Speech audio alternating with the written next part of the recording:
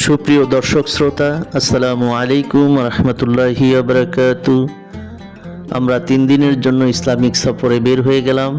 আশা করি সবাই আমাদের সাথেই থাকবেন। আমরা এখন কাশপুর ব্রিজে আছি। দেখতে খুব সুন্দর একটি দৃশ্য। চারিদিকে জাহাজ পানির উপর ভেসে আছে, মনোমুগ্ধকর দৃশ্য। আমার সফর সঙ্গী ছিলেন আমার বড় ভাই, বন্ধুবান্ধব, সবাই একসাথে। সফরটা খুব সুন্দর হয়েছিল, খুবই আরামদায়ক একটি সফর হয়েছিল। শহরের বুক চিরে যখন আমরা যাচ্ছি, চারিদিকে দালান আর দালান, খুবই সুন্দর দেখতে, খুব ভালো লাগতেছিল। আমরা গ্রামের খুব কাছাকাছি চলে এসেছি। এখন খুবই মনোরম পরিবেশের সেই অসম্ভব সুন্দর গ্রাম আমরা দেখতে পাব। গ্রামের সেই সবুজ মাঠ, ফসলের ক্ষেত, গাছগাছালি, পাখির কিচিরমিচির ডাক, সেই ছোট ছোট দিঘি, ছোটবেলার কথা মনে পড়ে। কতই না মন দিঘিতে গোসল করেছি। এত সুন্দর একটি দৃশ্য, চোখ জুড়িয়ে যায়। চলে এসেছি সেই কাঙ্ক্ষিত জায়গায়, কিশোরগঞ্জ। এটা হলো মাহফিলের প্যান্ডেল। আমরা যে দোতলায় থাকি সেখান থেকে ভিডিও চিত্র ধারণ করা হয়েছে। দক্ষিণে বিশাল বড় হাওর, স্নিগ্ধ সেই বাতাস, অসম্ভব সুন্দর। পূর্ব পাশে যে জায়গাতে দেখতেছেন অনেকগুলো মানুষ, সেখানে গরু জবাই করা হয়েছে মেহমানদের জন্য হুজুরের পক্ষ থেকে। দক্ষিণে একটি বাতের হোটেলেরও ব্যবস্থা করা হয়েছে। এটি হলো মূলত একটি মাদ্রাসা। এই মাদ্রাসায় অনেক ছাত্র আছে, অনেক দূর দূরান্ত থেকে এসে এখানে পড়াশোনা করে। ফজরের নামাজের পর থেকেই তালিম তুলকিন শুরু হয়েছে। এটি হলো মূলত সকালের চিত্র। কিছুক্ষণ আগে এখানে আখিরাতের উদ্দেশ্যে আলোচনা হয়েছে। কিভাবে মানুষ জান্নাতের দিকে যাবে, কিভাবে মানুষের হক আদায় করবে। এখানকার নিয়ম সিস্টেমটা আমার কাছে খুবই ভালো লেগেছে। কারণ সকালে 2 ঘন্টা আলোচনা হয়েছে, তারপর 1 ঘন্টার জন্য ছুটি, নাস্তা করে আবার 1 ঘন্টা আলোচনা হবে। সকালের আলোচনাটা হয় মূলত কিতাব দেখে দেখে, কিতাবি ধারায়। তারপর বিরতি, দীর্ঘ সময় দুপুর পর্যন্ত বিরতি থাকে।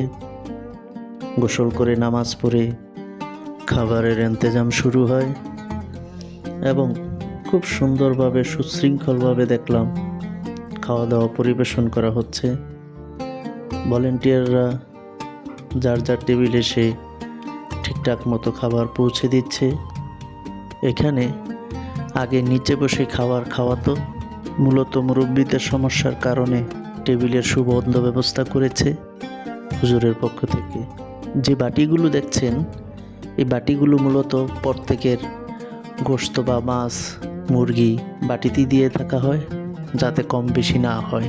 সেদিকে সজাগ দৃষ্টি রাখে সব সময় হুজুরের পক্ষ থেকে যারা ভলেন্টিয়ারের দায়িত্ব পালন করে থাকেন। ধন্যবাদ তাদের এই খুব সুন্দর পরিচালনা দেখে, এবং তারা যে শিক্ষকের কথা মেনে চলেন তা খুবই সুন্দরভাবে দেখতে পেলাম এখানে এসে। খুবই সুন্দর একটি পরিবেশ। হাজার হাজার মানুষ খাওয়া দাওয়া করছে একসাথে, কিন্তু কোনো বিশৃঙ্খলা নাই।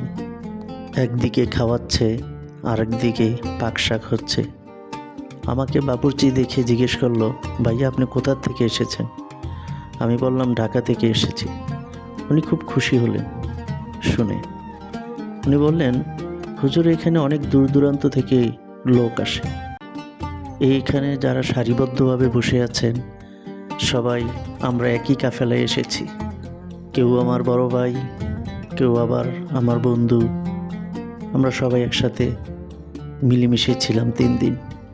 আমরা অবশ্য খাবারের অপেক্ষায় ছিলাম, তো চিন্তা করলাম বসে না থেকে একটু ভিডিও চিত্র ধারণ করি। খাবার খাওয়ার কিছুক্ষণ পরই কারেন্ট চলে গেল। তাই কি করলাম, বন্ধুবান্ধব মিলে সবাই বেরিয়ে গেলাম।